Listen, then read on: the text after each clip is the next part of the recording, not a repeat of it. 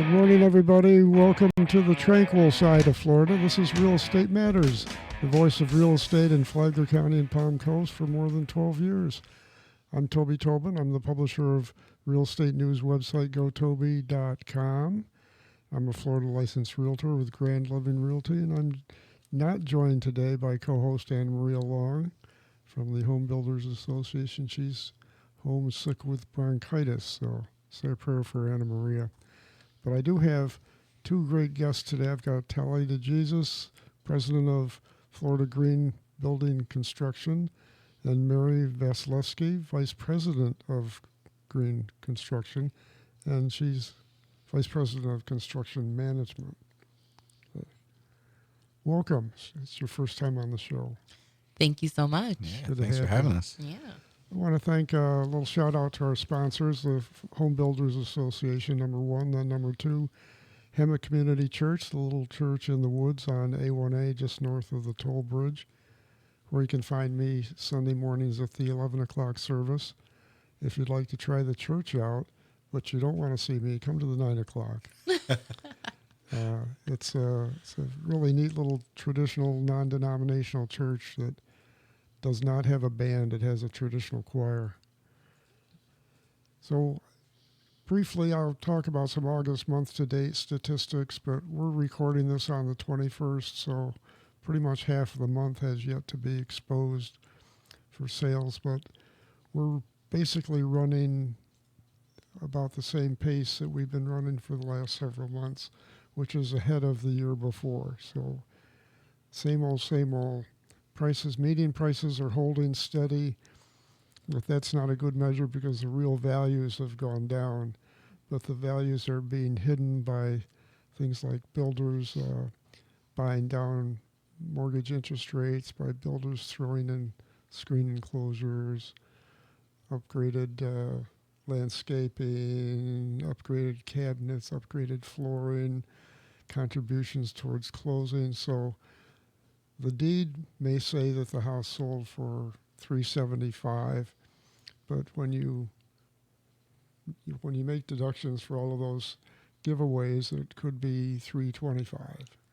I mean, it's not a small amount typically. So it's kind of hard to you'd think you could trust numbers, but they're becoming less and less trustworthy. But another notice, everybody got their trim notice this last week. That's truth in millage is what that acronym stands for. So check yours. You may be surprised. In my case, my just value dropped $49,525, but my assessed value went up $3,051. You may wonder, how did that happen? You'd think the assessed value would go down if your just value went down, but I had a tremendous amount of protected value. It's accumulation of that 3% cap over the years. So the way the Florida law is written, if the value of your house goes down, they can recapture that money. So my assessed value could still go up 3%, even though my just value went down. And my property tax estimate increase will be $49.45, so that's kind of inconsequential. But Jay Gardner's office is really good. He's the property appraiser. They're really good at answering your questions, and if you call them or go into their office, you're going to leave probably agreeing with what they said, and maybe they will have changed their mind based on your input, so they will listen to you. So don't hesitate to give them a call. So far, 144 homes have sold through MLS. Median price $374,850. Again, that's just in line with what we've been seeing for the last 2.5 years. The inventory, the homes that are listed for sale through MLS, it's down to 1,113. And in spite of what you may be seeing in the news or hearing in the news or reading on social media, the market's not falling apart. Values are down somewhat, but the market's really pretty active. And that 1,113 homes listed represents 4.2 months of inventory. And if you talk to most real estate professionals will tell you that 5 to 6 months inventory is a normal market. So there's actually a lower inventory than a normal market would indicate. One difference, 41% of the pending sales are new construction. That's the highest percentage in 18 months. Wow. And again, the new construction is where the hidden giveaways exist too. So that's I think why we're seeing an erosion in value without an erosion in median price. And if you want to see how we're doing, if you want to look at the whole month of July or year to date through July, go to gotoby.com. I've got an article up there with graphs. The graph's interesting because it shows the July sales on a Google map that has price layers. So the $1 million plus homes are one color, and then 500 to $1 million are another color, and you can turn the layers on and off, and it's interesting because you can see where the values are. Yeah. I intentionally made the little icons, they're little houses, but the ones that are over $1 million are green, which makes sense. Absolutely. Okay, and the ones that are under 250 are red. We've got yellow and blue in between, but you turn the layers on and off, and you can see where the the beach side is where the high value homes are, and then you've got intercoastal to 95, and then 95 to 1, and then west of the railroad tracks, really. So it's an interesting graph. I think you'll appreciate it now. So where are our guests from? They're obviously they're from Farm Coast, but Florida Green Building Construction. And Tally, why don't you tell us about that company? Because one of the things I've noticed that's different about your company is you're still here, because I met Jeff, your dad, years ago. About 20 years ago. During the heyday and then the downturn. I mean, for those of you, most of you weren't here back 20 years ago, but Palm Coast and Flagler County were the poster child of the housing bubble. There were actually 2 years in a row when both Flagler as a county and Palm Coast as a city were the fastest growing entities on percentage terms in the country. Wow. It was sometime between 2005 and 2008, if I remember correctly, Yeah, right? that's when the prices were going down. The turn was actually the beginning of 2006. You could see the early signs. We were the canary in the coal mine. Yeah, absolutely. In 2006, I was in middle school. Were you? Yeah. Graduated in 2010 high school. So. Oh, wait. I'm 2 years younger than you. Yeah. Oh, dang. You're a baby. We missed all that. But Florida Green, like you were saying, has been around for over 20 years.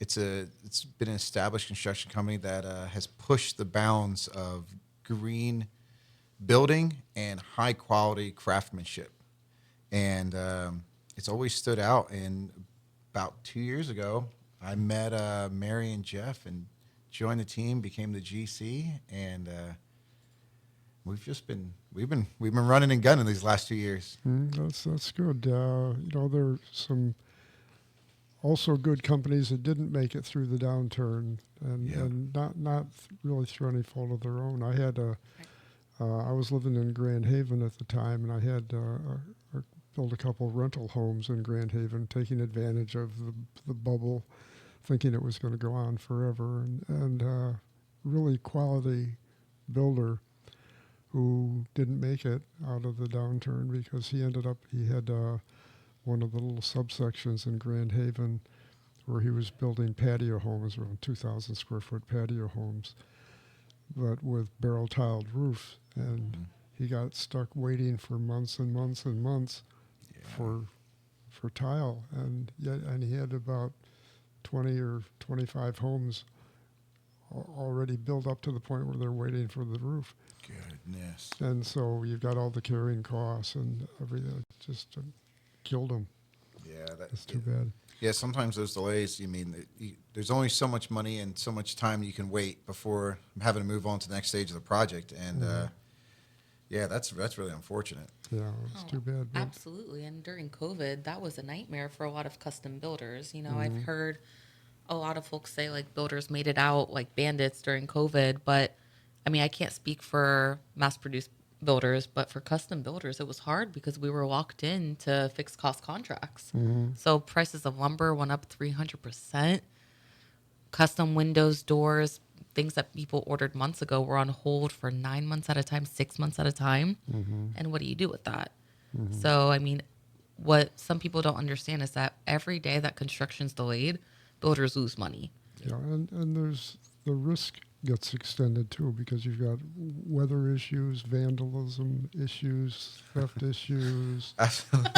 Yeah, she's laughing because we have this job site right now where we're having to order trail cameras to watch our job site because we had our survey done and someone just decided that they didn't like the stakes where they were and just went and moved all of our survey stakes and for the house. So I had to resurvey it yesterday. So that's why she's laughing. And then at the same project, they dropped off a load of debris In the middle of in our the job middle site. of it. And, at first our land clearing guy was like, hey, there's a pile of debris that wasn't there. And I was like, well, how do you know it's debris? And he sent me a picture. Yeah, those plants did not exist on that lot. So You never know what's going to happen. Oh, my Interesting. gosh. So let's get to your what defines you as a company being different from the typical custom builder because we have two major levels of builder. We've got the national production builders, and everybody builds to code. The frame code is the same as the block code. Yep. As far as wind resistance and everything, but there's differences in how they go about it. And I've got a national builder that's building in my neighborhood, and they're putting up 3 homes all side by side, all specs, and it was like an ant farm over there. It looked busy, and they brought a crane in to lift the trusses, and the crane was only there a small portion of the day, and I timed them 90 seconds per truss. Wow. Now, that's not total attachment, but that's just, tacking them in place and blocking them so the separation's proper. But 90 seconds. Yeah, that's that's faster than our time. I can tell you that. But I know that we have a basic building code which protects everybody. But we also have, you don't have to, the building code basically sets a minimum requirements. Yes, sir. And that doesn't mean that you've got to live in a minimum requirements. Some people don't want to, some people can afford not to. Yeah. So there are different levels of the market, and that end of the market is typically filled with custom builders. Yep. And as soon as we get back from this break, we'll talk about that. Sounds Don't good. go away, folks. We'll be right back.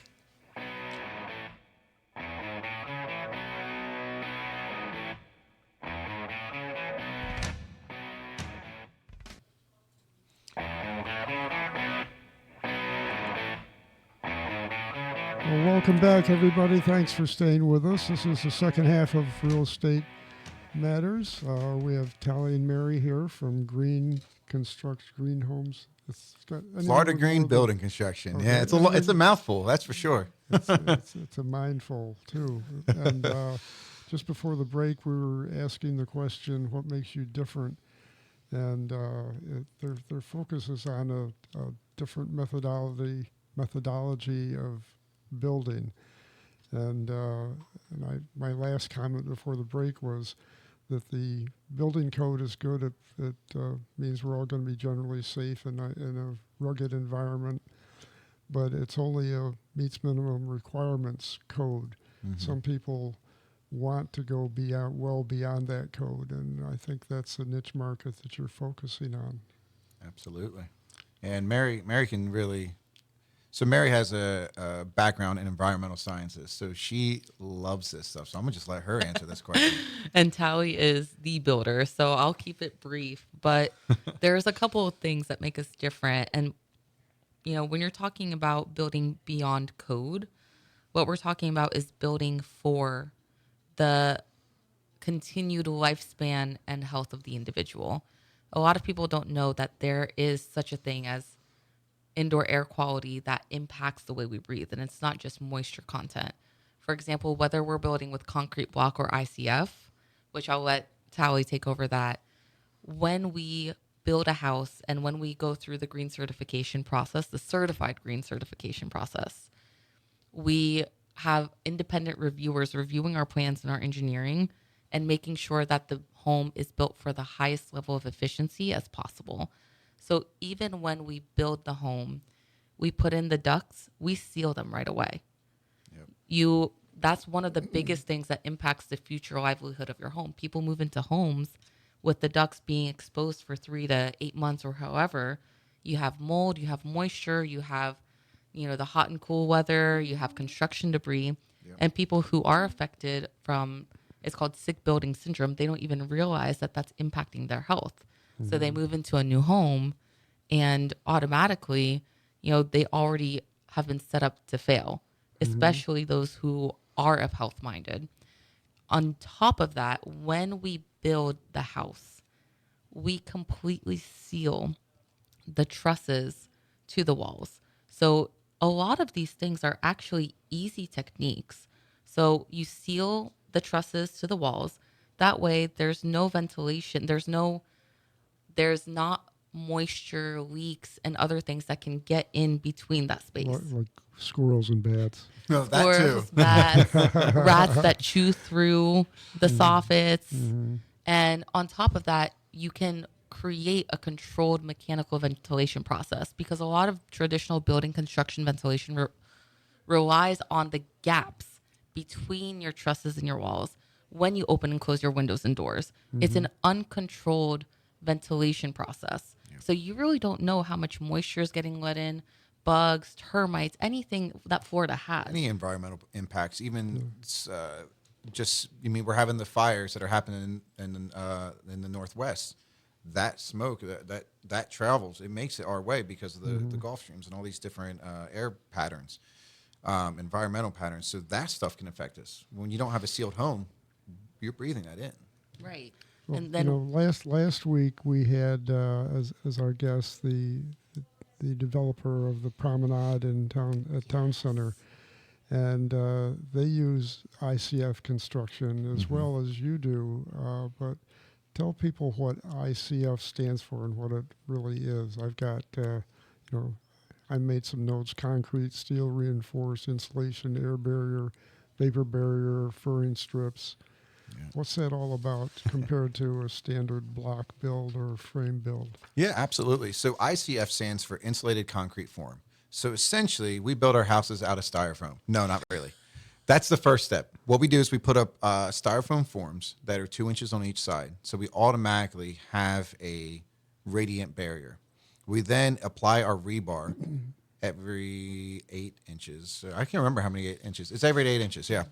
So every 8 inches, we have a rebar. We have cross sections, and then we solid pour our entire structure.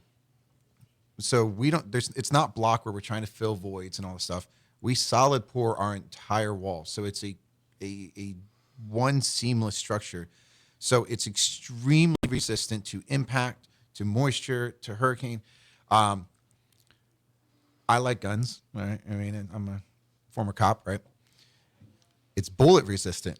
Highly bullet resistant versus you have a standard wood frame house. It's not stopping anything. And the only reason why I mention that is because what happens when hurricanes happen? What happens when tornadoes come through? We have 2x4s going at 160 miles per hour shooting at the side of your house. What do you want protecting you?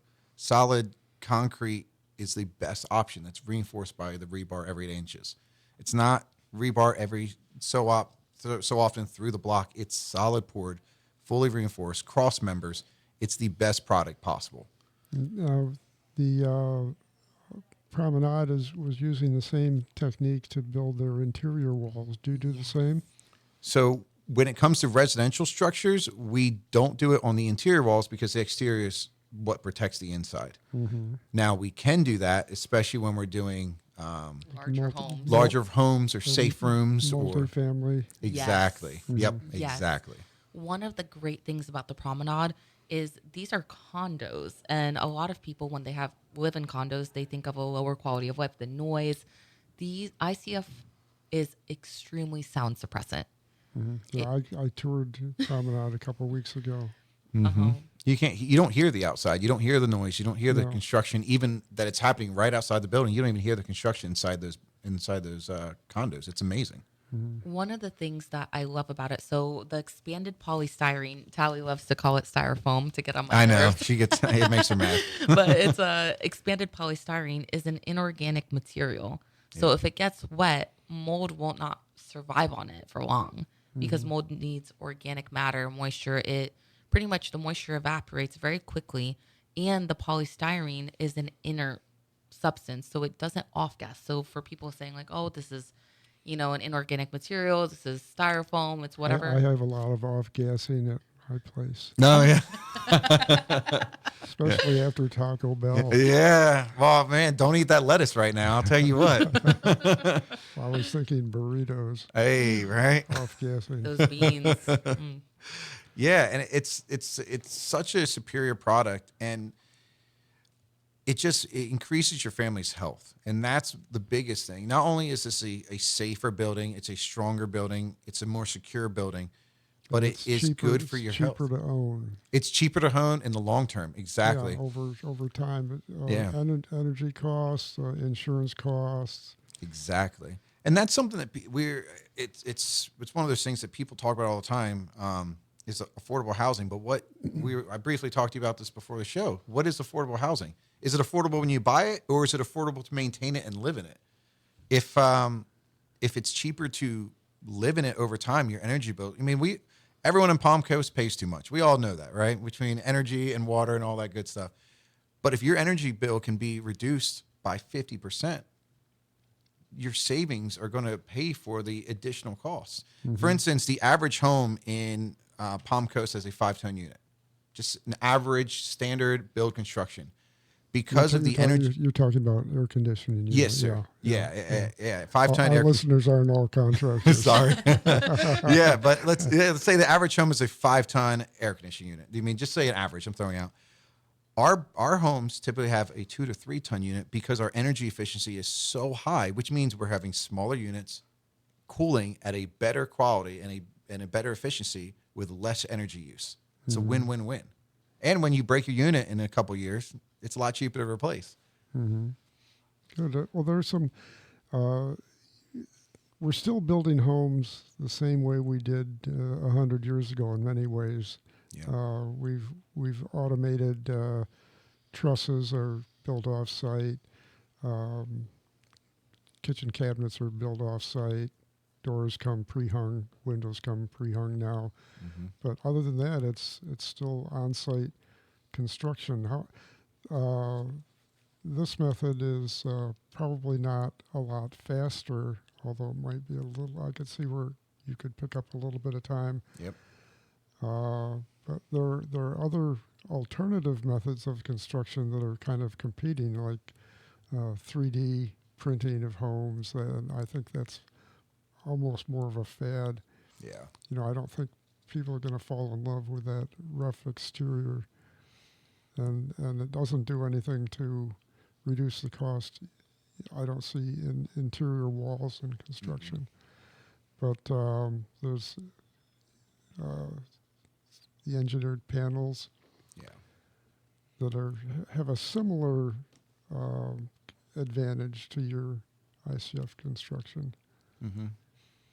Yeah, they are similar for sure. They it's kind of the idea of having engineered trussing being built off. It's built off site. They're stronger. They're more resistant. They're developed in a very strategic engineered way, just like those engineered panels are the same way. Problem is, the impact resistance on those panels don't even touch ICF. Gotcha. That's the one Good. downer on them. Okay, good. Well, we're going to have to wrap up. I wanted to talk more about the fact that jurisdictions have different building standards. I mean, the overall code is the same, but in Palm Coast, for instance, you can't have a flat roof. You have to have a certain pitch. You got to have banding. You've got to have a front. You can't have a flat front to the house. You have to have a porch or the canopy over it or the roof. That all add to construction costs, and they're different than Flagler Beach. They're different than Flagler County, and that's probably the biggest thing holding back standardization of construction, which could really bring construction down. Well, it's been great having you here. I wish you well. We'll have you back again. Sounds good. Thank you. Okay, if you're thinking of buying or selling a property in Palm Coast, call me first, because what I'll do is I'll be your consultant. I'll hook you up with a builder or contractor or a real estate agent that really knows the area that you're interested in. And I come along side by side. I'll stay with you through the whole transaction as a free consultant. Doesn't cost you anything more. Give me a call at 386-931-7124. Email me at toby@gotoby.com. Come back next week. I'm Toby Tobin, and I approve this show.